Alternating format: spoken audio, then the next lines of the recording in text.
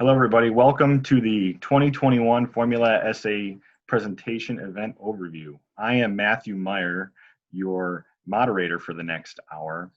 Just a little bit about me. I'm an SAE member from the Detroit section here in Detroit. I graduated from Lawrence Tech in Southfield, Michigan with a BSME degree. And I was in their Formula SAE program from 2007 to 2011. And now I work at General Motors as a propulsion application engineer. So I make sure the engine fits inside the vehicle under hood. It's a very cool position. I really like it.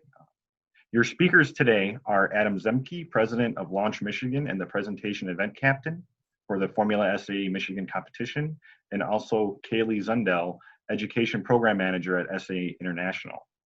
Adam and Kaylee, would you like a few seconds to tell us about yourselves? If so, Adam, you can go first. Sure, Matt, and thank you very much. And thank you, everyone, for joining us today. We're excited about this event. Wanted to just start out. I'm Adam Zemke. I've had the privilege of serving as the presentation event captain at Formula SAE Michigan for many years now. Prior to that, I was a competitor at both Michigan and then California. And I attended Michigan State University, obtained my undergraduate degree in mechanical engineering and master's degree in mechanical engineering, both from that university, and participated in Formula for about 4 years while I was there. I performed this event as a competitor and have had the privilege of serving as the event captain for a while now as well. I do want to just also mention that we have event captains on the phone as well from the events in the United States. So we have David Roberts from General Motors, who serves as my co-captain at Michigan, Reed Greenwood, who serves as captain at the Mid-America event, and also Michael Koenig, who is a new event captain as well for the presentation event out west. And so wanted to introduce them and welcome them today. And I will turn it over to Kaylee to do a quick introduction there. Thanks. So I'm Kaylee Zundell. I have been with SAE since 2004 when I started as the program coordinator for the Formula SAE program, which is a position that usually helps with the website changes and registration processes and all that kind of stuff. Since then, I have graduated to the program manager for the Formula SAE series, and as of July, I'm now managing all of our collegiate design series, so the Aero, Baja, Formula, Snowmobile, and Super Mileage events. And I have the luxury of working with Adam and the other event captains that he mentioned for this year's knowledge event, as well as the other event captains for the other events that also fall under the knowledge event. So thank you. Awesome. Thanks, Adam and Kaylee, for that background. Before we get started, I just wanted to go through some events. So on this slide, you can see that there are many events throughout this year. Most of them are virtual. There is one event which might be in person, which is the September 14th Ford Mach-E Mustang vehicle event.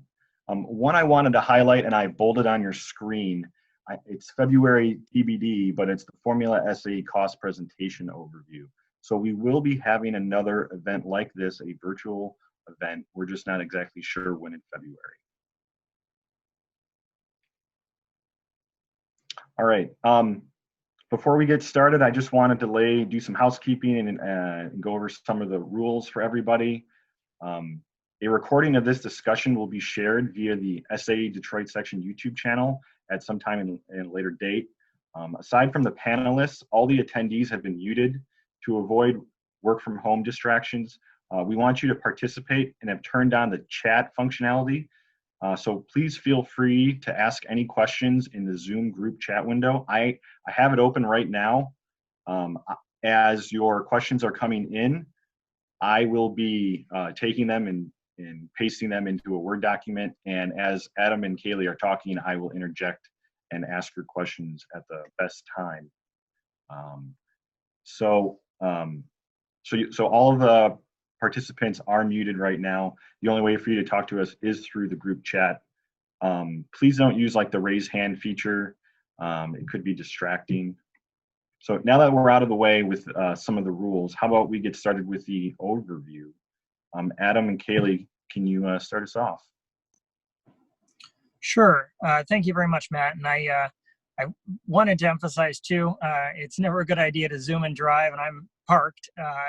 I wish I could be at home doing this with you all, but COVID caused a bit of a issue in my day today. So that is why you can see my vehicle behind me. But anyways, we're going to go ahead and start here on the 2021 presentation experience.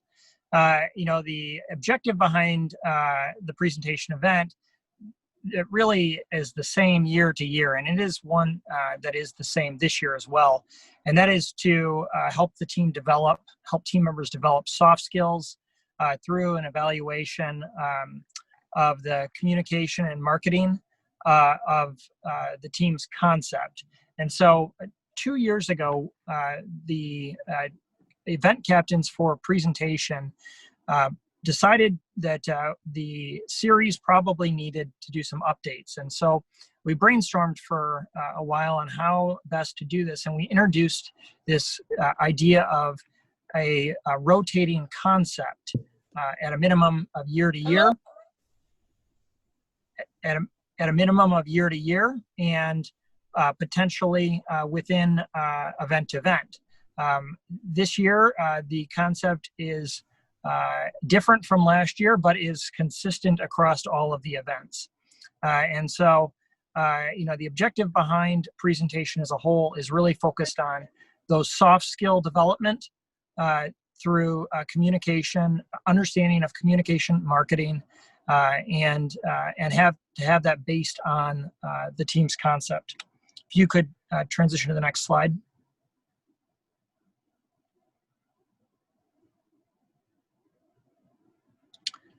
Thank you. An important thing to always consider in presentation, and this is the same regardless of whether or not we're in person giving a presentation or virtually, as we are this year.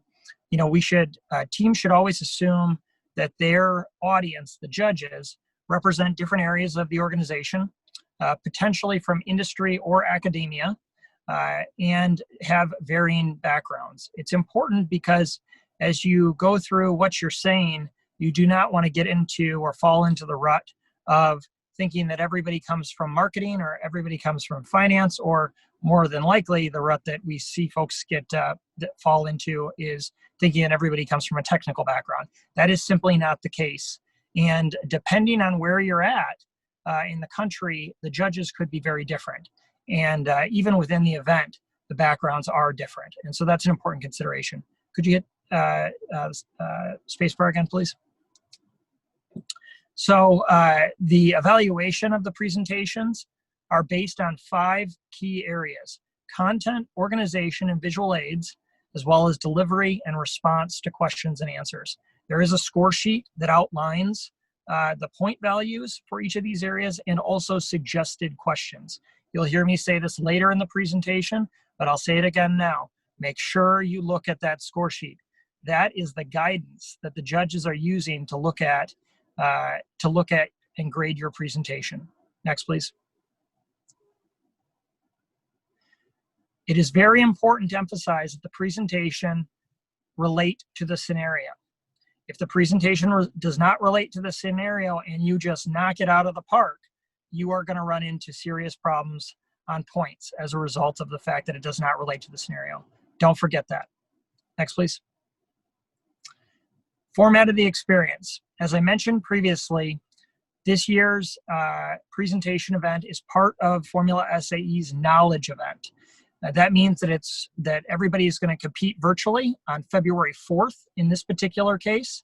And there's another important deadline that we want to note here too, and that is that on January 14th, just a few days away from now, the 4-page team overview document is got to be submitted by 11:59 p.m. Eastern time.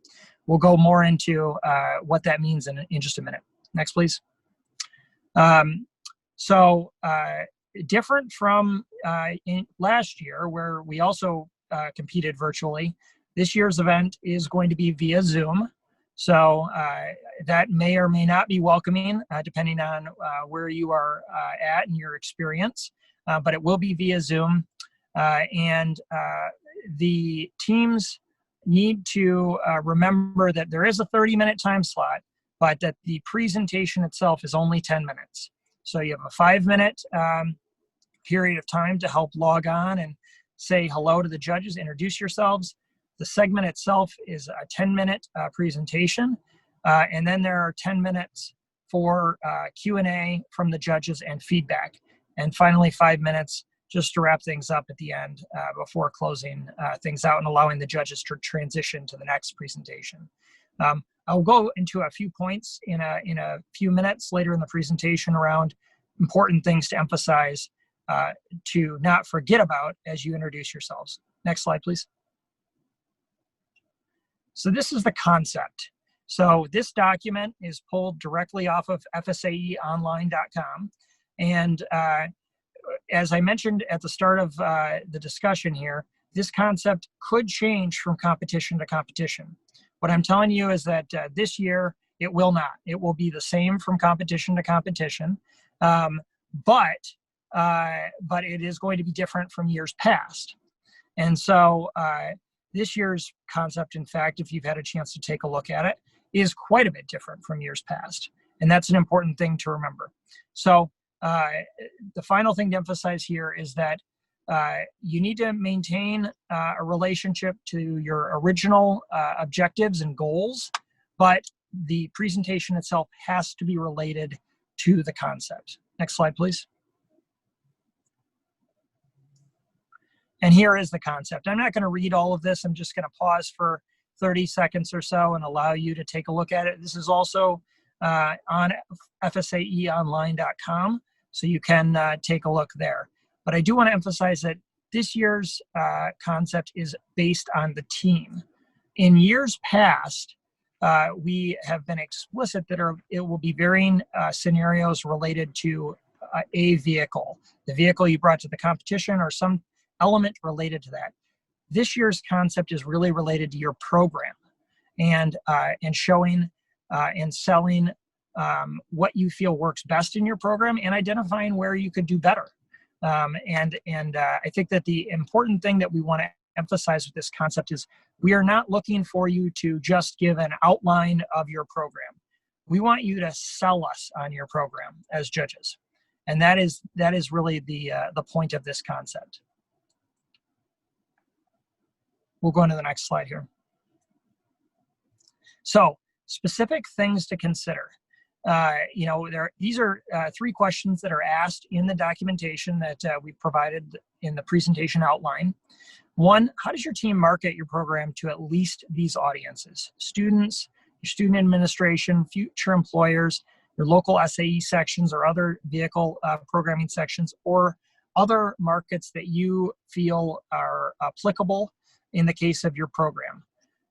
2nd, how does your team create and manage the following? Your organization, your schedule, your budget, your leadership activities, knowledge transfer, etc. Finally, how does your team measure success? Your individual milestones, individual team members, collective program, and why did you pick those metrics? We want to understand what your metrics are providing to your program and its individual members as individuals as to how they're helping you improve the program over time, both within the vehicle development time, that annual cycle, and also over a period of years. Many of these programs, we've seen an explosion in the number of programs over the last several years. That is wonderful. That's adding more competitors to the series, and that's a great thing to have. We've also have seen a lot of long-standing programs too. We want to understand what makes your program unique and better, and what you think you can improve upon, what you think you aspire to, and so forth. And so it's really about selling those concepts, for lack of a better word, to the judges. Next slide, please. So this is the submission requirements. So as I mentioned previously, on January 14th, just a few days from now, there is a 4-page document that is required to be submitted. It has to be submitted by 11:59 p.m. that night, Eastern time, and it includes the following pages. And we're explicit around keeping each page limited to the topics that you see listed here. Page 1, organizational structure. Page 2, annual schedule and tools for managing it. Page 3, your budget. And page 4, any additional information that you see fit. We wanted to emphasize that we know that a Gantt chart is not going to fit on one page. We want you to do your best to summarize and make it and present the information that you feel is best presented to the judges prior to you being able to present the information to them in person via Zoom. And so that's the reason that we've limited the number of pages here, is we're trying to challenge you to prioritize information, knowing that you're going to get a chance to converse with these same judges just a couple of weeks after you submit this, but you need to give them a preview, and that's really what this is intended to. If you go beyond the 4 pages or add in a schedule that is pages 1 and 2 rather than adding an organizational chart that is pages 1 and 2 rather than just page 1, the other page will not be graded. So it's important to stick to this structure that we've outlined here. That's part of our way as judges of making it fair and as objective as possible. Remember again, January 14th, just a few days from now, this is when this document is due, 11:59 p.m. Eastern time. Next slide, please. Hey, Adam, let me stop you for a quick second. We've got a couple of questions around this. For sure. Do we only submit the PDF file for presentation on January 14th, or the presentation file as well? It is just this document. So it's just this 4-page document, not the presentation PowerPoint. You do not need to submit that on January 14th. Can there be a cover page? No, 4 pages, as described here. Okay, thank you. So as I mentioned earlier, there are these 4 areas for scoring. They're on the score sheet: content, organization, delivery and visual aids, and questions. And I want to emphasize something that's important here, because the score sheet looks the same every year if you're looking at it just at a high level. It's different this year. And with the virtual presentations and the fact that we adjusted this concept, we also adjusted the point values in the score sheet, and also the questions and suggestions that we use for guidance here. So it's going to be important to really download this score sheet from fsaeonline.com and take a look at the suggested questions to judges that we have there, and also understand that we've adjusted the point totals a little bit more too. The total event remains the same at a normalized 75 points, but the areas of differentiation between content and organization, delivery and visual aids, and questions have changed. So that is going to be an important point to emphasize. Next slide, please. So thinking about these areas, content, this is a fairly basic, broad, generalized description here. You're looking for an outline, clear introduction, clear conclusion, logical flow of your presentation. I really would, whenever I've done these presentations in the past, I try and do the presentation to folks who are both within the program first, so they can tell me whether or not I'm making sense with their historical knowledge. But also I try and give the presentation to folks who have never seen it before, not part of the team, and they will oftentimes provide you with missing information that you cannot get from team members. And so it is going to be important for you, if you've got time, which I hope you do, to rehearse that presentation. Make sure these areas are included in content. Certainly these are pretty broad, and you can go far beyond that. I think there's a animation here that I want to emphasize. If you could read the scoring sheet. There's a lot of guidance within the scoring sheet questions. As I mentioned previously, you'll hear me say things multiple times, same thing multiple times. it is because there is a ton of work that is put into these documents ahead of time to try and guide you, but leave the event open-ended. Formula SAE is a educational competition at its heart, and the documents we provide you are meant to be open-ended, but also meant to not drive you away from the intent. So read that scoring sheet. That'll be really helpful to you. Next slide, please. Delivery and visual aids. So this is a picture of the vehicle. Don't think that means that we want you to talk about the vehicle. That is not the case. It's just a clean picture, and that's what we're trying to emphasize when we talk about delivery and visual aids. I think there's an animation here. Picture is worth 1,000 words, or 2,000 if they're clustered and cluttered together. Don't forget that. This is hard to do sometimes on a virtual presentation, but use the fact that you've got video stream capability, use the fact that you've got PowerPoint that is going to take up the entire screen to your advantage. People on Zoom are going to be more focused likely on your PowerPoint than looking directly at you. Don't think that means that you're not going to be looked at as you'll be on video, but it is likely that your PowerPoint will take an increased role, or whatever you have on your screen will take an increased role. And so that's going to be important to emphasize. Clean visual aids, make sure they're clean.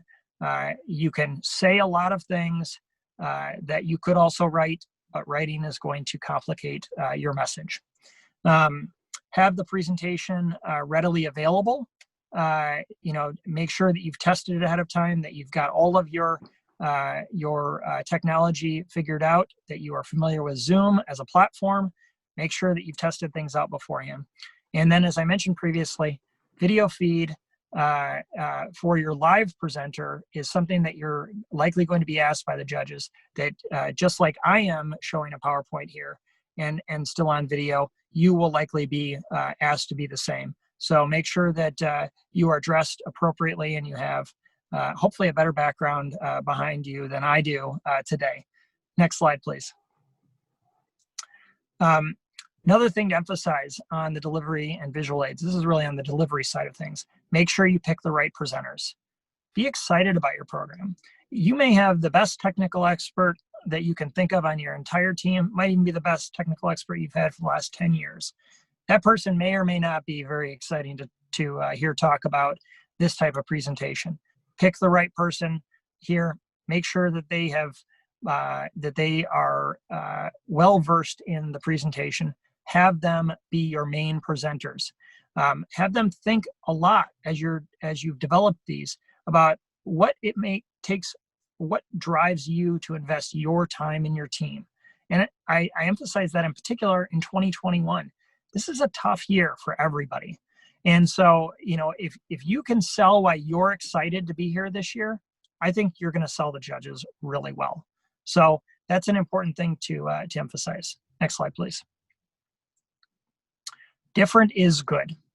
And I have these points here, these 6 bullet points here, to emphasize the fact that we don't want to just hear about, here is my schedule for the team. Here's our team structure. We want to know why you're doing things. That's what presentation is all about. We've got some leeway from some of the other events, not total leeway, but some leeway, because we like to really ask you why you did X, Y, and Z. And so what makes your program unique or better than other teams that you've looked at, other teams that you've benchmarked? Why did you choose the structure you have? Is there a historical nature to it? Why have you maintained the same structure if that's the case? What is working well? What are you striving to improve upon? So those are all important things to consider. Knowledge transfer is something that I always talked about a lot and listened to senior team members when I was a student. How are we going to make sure that our future teams are well prepared? That they can learn from our mistakes, that they don't forget the same things that we forgot. How can we make that happen? Talk about what you're doing to improve upon knowledge transfer from team to team so that your program lasts many years into the future. What can you do to enhance your team's marketability? Meaning, what is attracting more students to your team? What is attracting sponsors? What is helping you build partners and relationships outside of your school's program? What's your annual budget? What happens if you can't raise the money? What happens for you to be able to hit your target? What happens when you don't? What's your contingency plan? Same thing with deadlines. What happens if you are behind? How are you going to catch up? What are your plans to make sure that you're going to make it to comp and be successful with achieving your ultimate goals? Don't forget about talking about all those things. I know everybody spends a lot of time at comp looking and learning from other teams. This is your opportunity to talk about what you're learning. Next slide, please. Questions from the judges. You will get asked questions from the judges. I guarantee it is absolutely going to happen. Be concise and confident in your answers, but do not answer yes or no. Every question is an opportunity to elaborate. That is going to be really crucial to you being successful in scoring points in the Q&A section. If you have an opportunity to say and elaborate on more things, then you have a unique opportunity to present more information. That's what Q&A section is all about. Be prepared to answer any question and all questions, and that you could have multiple ones. Next questions, please. Or next slide, please. Don't forget, only presenters can answer questions. And we have this on here for a very specific reason. Read the rules. I'm not going to go beyond that, but it is defined as to what a presenter is in the rules. Make sure you follow them. You are also encouraged to bring in other people who may not be talking very much. Make sure you read the rules as to what you have to do if they ever have a chance or you want them to have the chance to speak in the presentation. They need to be labeled as a presenter. In that particular case, rules explicitly define it. Don't forget to do that. Next slide, please. I have a question about how many presenters can we have, but I assume it's in the rules. It is in the rules, but I will give you a hint as well. There is no limit to this. You can have as many as you want. Like everything else in this event, we want you to use your professional judgment and justify it.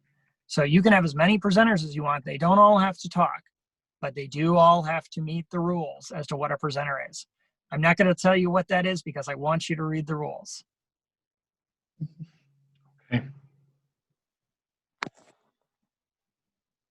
And the last slide. Is there anything else you would like to talk about on slide 17? No, that's it. Okay. Well, just go over a couple of questions that I've received. This workshop is recorded and it will be posted online at the SAE Detroit section's YouTube channel. I got another question about submitting the presentation. It says, will we submit the presentation file or just show up on February 4th with the slides to present? The latter. So just like you would do if you were physically at MIS, in my case, or at one of the other racetracks, if you're competing in a different event, we don't ask for the slide deck ahead of time. We just want you to have everything with you so that you can show up early and be ready to present. And then obviously you've already submitted the 4-page document, hopefully ahead of time, and you'll be good to go. Okay. Is the knowledge event separated by location? For instance, I'm attending California validation. Will all of this info still be valid? Kaylee, I think that I'm going to kick this one to you because you could probably answer that one a little bit better than I. Sure. So the knowledge event, we are treating the knowledge event as one event. So our teams will not be divided in this event if you're going to Michigan or to California. It doesn't matter. So you'll have actually, as Adam introduced earlier before he actually kicked off his presentation, Reed and Michael, he announced them as being on here as participants with us. They are the event captains that will be operating our California event when we get back to our traditional on-site locations. But for the year of virtual, we are combining forces. Okay. Adam, when you were explaining about the Let me see if I can move back. I think it was slide 12.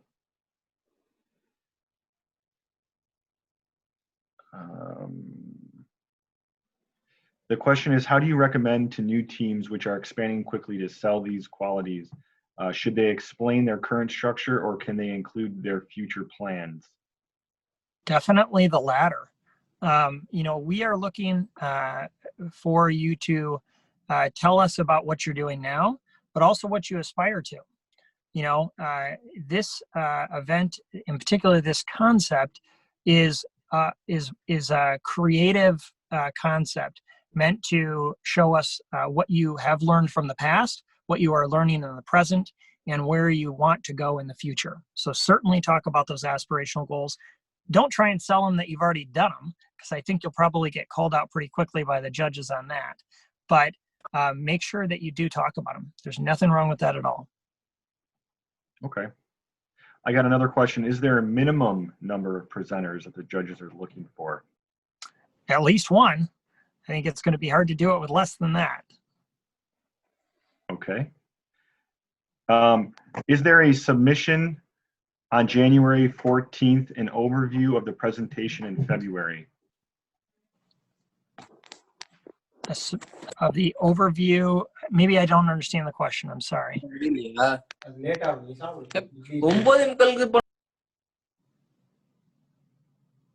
Matt, could you repeat your question?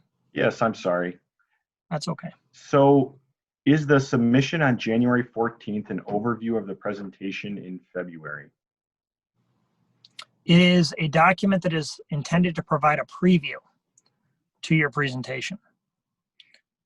But it is a bit different, right? So a slide deck, over 10 minutes, you could have, depending on how fast you talk, you could have anywhere from 5 slides to 30.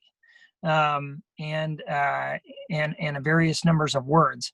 The document submission on the 14th of January is pretty structured. It is those 4 pages and the information that is expected to be on each of those 4 pages. So it's almost like a supplementary handout, but it's intended to be a preview.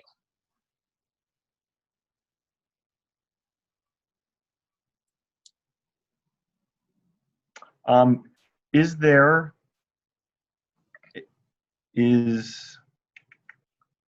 got a bunch of questions coming in. When would we get a review based on our January 14th submission?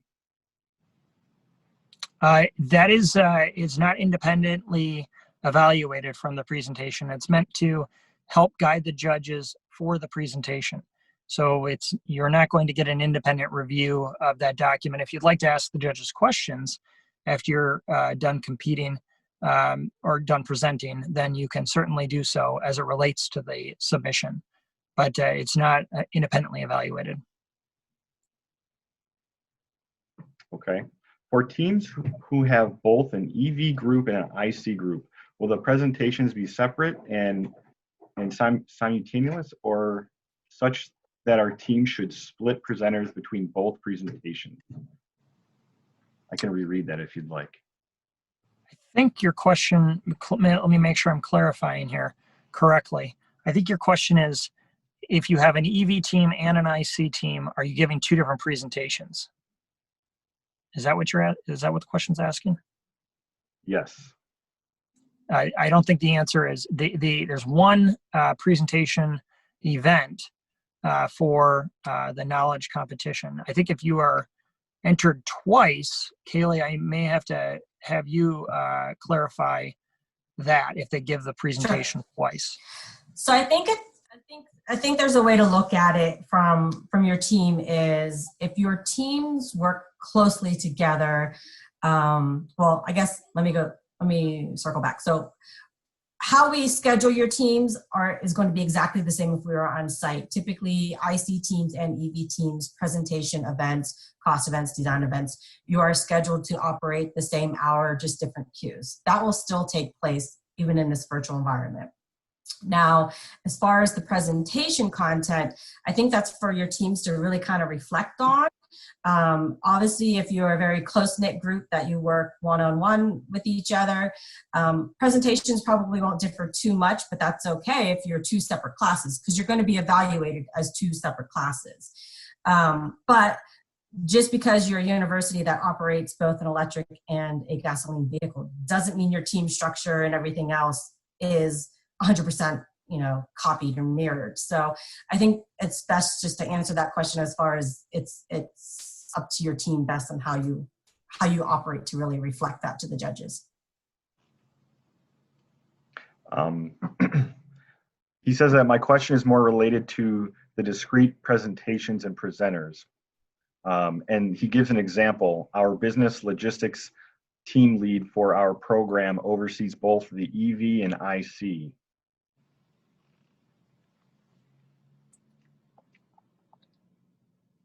So the overarching rule of competing as two separate classes, student members still have to be affiliated to gasoline or electric, whether on site or in this virtual environment. So that rule still exists in play.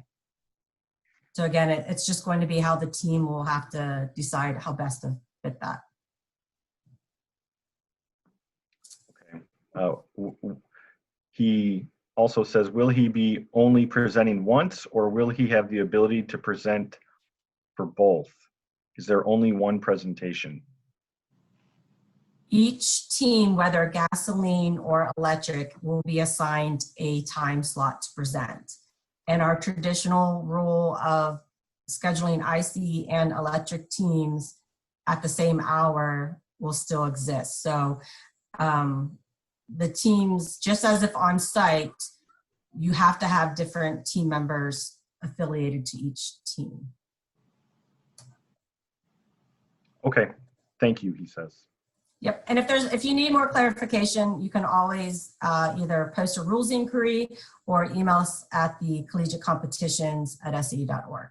So.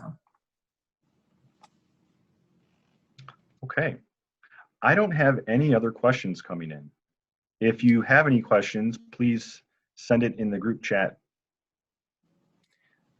Just, I do want to just extend a thank you to, I know we're waiting on some questions, but not to forget, we've gotten some great support here at SAE Detroit, and I want to extend a thanks out to Roxanne from the SAE Detroit section for all of your hard work. And then we do have a great volunteer team who works on these workshop events too. Matt is part of it. So is Roland Debra and Elba Cologne, who have long-time competitors and volunteers in Formula SAE.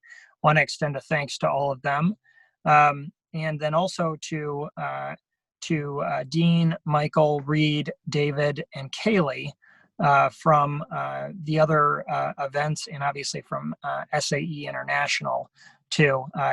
These events may all come together at one point and be a one-day thing, but I can promise you there are a lot of meetings beforehand that happen consistently throughout all quarters of the year to make these things be successful. And folks are all volunteering. So we really would not be able to do the event today or the knowledge event on February 4th without all of that support. So as you begin to graduate, make sure that you stay involved and volunteer with Formula SAE and get involved with your section, because that's what's going to keep these things providing experiences to future team members from your programs. All right, I got one more question for you, Adam. Things like object, mission, and vision should be presenting in the 4 pages, the PDF pages. If you feel they are applicable to providing background information on your presentation, then yes. That is one of those questions that we leave open.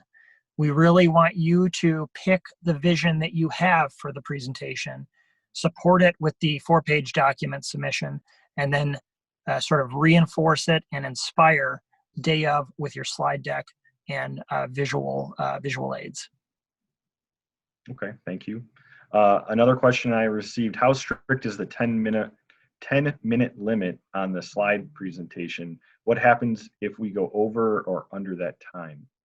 So if you go under, that is definitely just time that you could have taken as an opportunity to present more information to help support your case. We typically try and encourage folks to be as close to the 10-minute mark as possible. But to answer the other question you have, do not go over. There is a hard stop at 10 minutes. And you judges have been instructed to cut you off at 10 minutes, and there will not be any additional information that will be able to be presented. We instituted that rule probably 10 years ago now because we wanted to create greater objectivity in the event. So the 10-minute max is a hard and fast rule.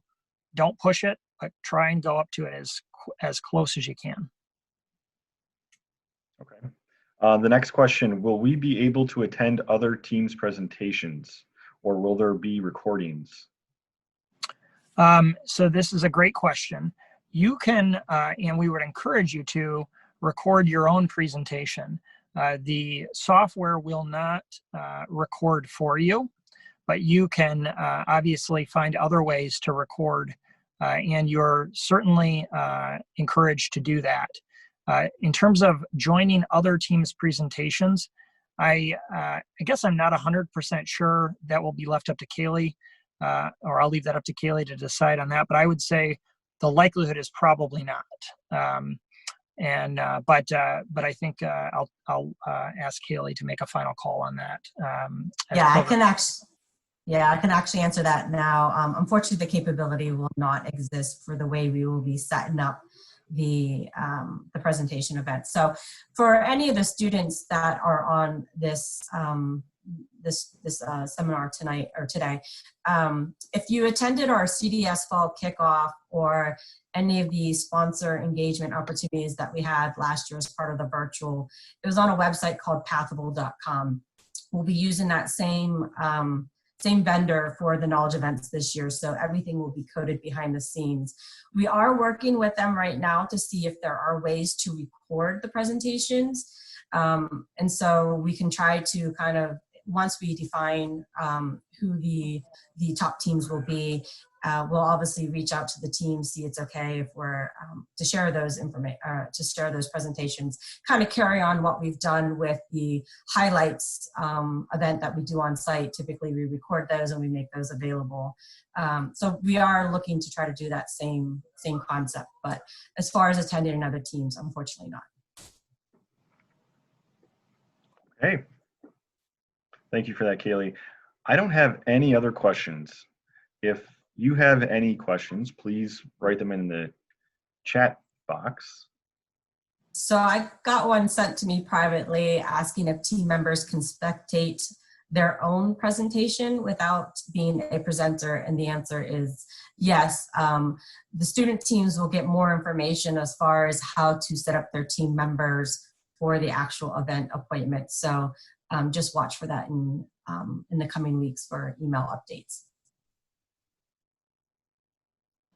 All right, I just received another one. Are the budget and schedule for the 4-page document considered to be a typical year case, or is it specific for a COVID-19 year? I think that's an excellent question. And frankly, whoever wrote it, I applaud your creativity for considering both things in your head. The answer is really what you make it. So if you want to present based on a COVID-specific experience and you think that is the best direction that you want to go with your presentation, and that's going to help sell it the best in your eyes, do that. If you want to act like COVID is not here, just make sure you set the stage that reflects that as well. But go ahead.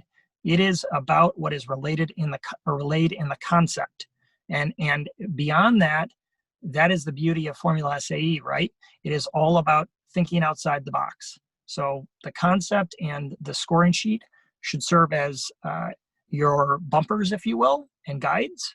But you can certainly go and think creatively beyond that, and you're encouraged to. Okay. I don't have any other questions for you right now. And we are about 14 minutes ahead of schedule. All right. Well, if there are no other questions, then I do want to just say thank you to everybody today. This has been a lot of fun. We would love to be in person like we normally are for these spring workshops, fall and spring workshops, but make sure to tune in. There are going to be some additional workshop announcements in the future.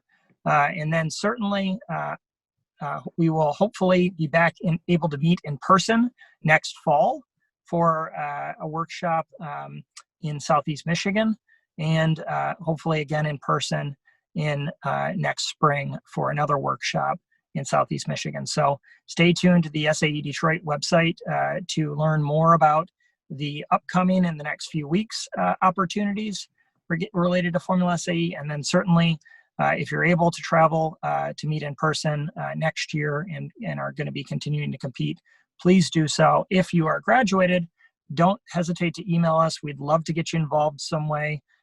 There are always opportunities, and we're always looking for folks who want to help out and do the right thing. So we really appreciate it. Thank you all for joining us today. Adam, I got one more question for you. All right. This is great. I keep talking and we get more questions. Excellent. When will we get the time assignments for presenting? Kaylee, could you take that one? Yes, so we actually just worked on putting the static schedule together. What is today? Today's Friday. On Wednesday or Thursday. So it's out to review. And as long as there's no further changes, we hope to have it published Monday, which is what, June 11th, or January 11th. So should be on January 11th. All right, I have one last question for you. In which context should we use future employers in our project? As how after members of the team graduate are more suitable for the job market, or is there another focus? Future employers.